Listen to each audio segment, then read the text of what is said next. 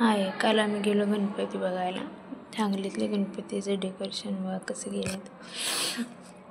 प्रत्येक वेळेस वेगवेगळं असते आणि असं काय वेगळं करतात ना काय विचारायला नको. हे बघा कसं केले शंकरांचं वगैरे. हे काय डेकोरेशन नाही, स्वतः माणसाने असं केलेलं. ते म्हणतात ना जिवंत डेकोरेशन, असं कसं केलं ते बघा. सगळं शंकराचं केलेलं आहे. थांबा दाखवतो कसं केलं ते.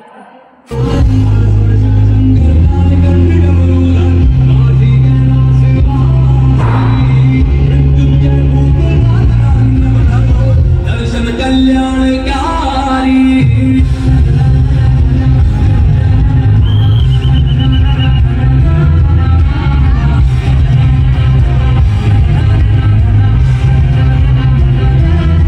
आम्ही 5व्या दिवशी बघायला गेलेलो, म्हणजे सरकारी गणपती जाते तेव्हा. पण सरकारी गणपतीचा व्हिडिओ केला नाही कारण मी लेट गेलेलो.